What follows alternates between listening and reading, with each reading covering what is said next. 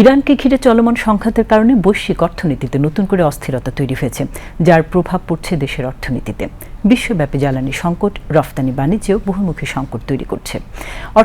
অর্থনীতিবিদরা বলছেন, সংঘাত দীর্ঘায়িত হলে এই সংকট আরও গভীর হতে পারে। তবে দেশে জ্বালানি সরবরাহ ঠিক রাখতে বিকল্প উৎস থেকে জ্বালানি আমদানির উদ্যোগ নিচ্ছে সরকার।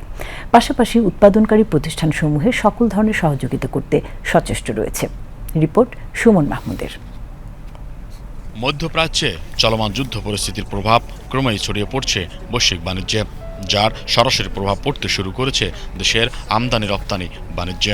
জ্বালানি পরিবহনের গুরুত্বপূর্ণ পথ হরমুজ প্রণালীতে ঝুঁকি বৃদ্ধি, শিপিং খরচের ঊর্ধ্বগতি এবং আন্তর্জাতিক সরবরাহ ব্যবস্থায় বিঘ্ন ঘটার কারণে দেশে বাণিজ্য প্রবাহে চাপ তৈরি হয়েছে।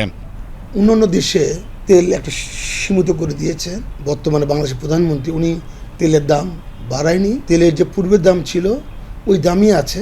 অবশ্যই কলকারখানা ব্যাহত হবে, তার কারণ কিছু কিছু জিনিস বাইরে থেকে ইম্পোর্ট করে নিয়ে এসে বাংলাদেশে তৈরি করে।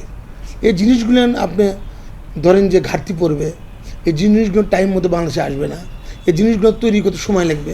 এটা শুধু তেলের প্রভাব না, অর্থনৈতিক প্রভাব পড়বে। সরকার যদি এটা সঠিকভাবে নজর দেয়, যদি এটা ধারাবাহিকতা ঠিক রাখে, আমার মনে হয় বাংলাদেশে কৃত্রিম সংকট তৈরি করতে পারবে না। বাড়তি ভাড়া নির্ধারণ, সময়ের মধ্যে ডেলিভারি না দেয়া এবং কন্টেইনার জটিলতায় রপ্তানি এবং আমদানিকারকরা নতুন চ্যালেঞ্জের মুখে পড়ছে। জ্বালানি সংকটের মাত্রাও দিন দিন বাড়ছে। তাই অসাধুভাবে কেউ যাতে জ্বালানি মজুত করতে না পারে সেদিকে নজর রাখতে হবে। আর উৎপাদনকারী প্রতিষ্ঠানসমূহকে অগ্রাধিকার ভিত্তিতে জ্বালানি সরবরাহ নিশ্চিত করতে হবে।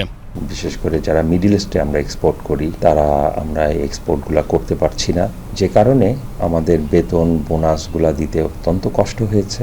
দেশ আছে নিউ মার্কেট, অন্যান্য আমরা অর্ডারগুলো খুঁজছি, যদিও এই যুদ্ধের কারণে সব জায়গাতেই এই ইম্প্যাক্টটা পড়ে গেছে। আমাদের যে জেনারেটর চালাতে গেলে ডিজেল লাগে, সেই ডিজেলগুলো আমরা সঠিক সময়ে পাচ্ছি না। বিশেষ করে ইন্ডাস্ট্রিগুলো যেন পেতে পারে, সেটার জন্য আরও উদ্যোগ নেওয়া দরকার সরকারের।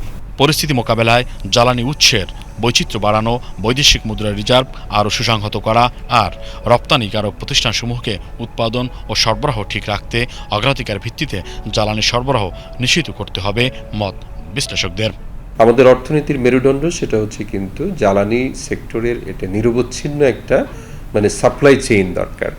আর সেই সাপ্লাইটে মূলত আসে হচ্ছে আমাদের মধ্যপ্রাচ্যের দেশগুলো থেকে, বিকল্প সংস্থান থেকে জ্বালানির সরবরাহটা নিশ্চিত করতে পারি। রপ্তানিমুখী যে শিল্প, এটা যাতে কোনোভাবেই বাধাগ্রস্ত না হয়, তাদেরকে অন্যান্য ক্ষেত্রে যদি পরোক্ষ সহযোগিতা দেওয়া দরকার এবং সেটা যদি দেওয়া সম্ভব হয়, রপ্তানি আয় হয়তো প্রবৃদ্ধিটা ধরে রাখা সম্ভব হবে। যুদ্ধ পরিস্থিতির কারণে বিশ্ব অর্থনীতি দিন দিন সংকটের পথে যাচ্ছে। ইতিমধ্যে দেশে জ্বালানি সংকট কিছুটা দেখা দিয়েছে। উৎপাদন, সরবরাহ ও বিপণন কার্যক্রম অব্যাহত রাখতে কাজ করছে সরকার। Suman Mahmud, BTV news, Dhaka.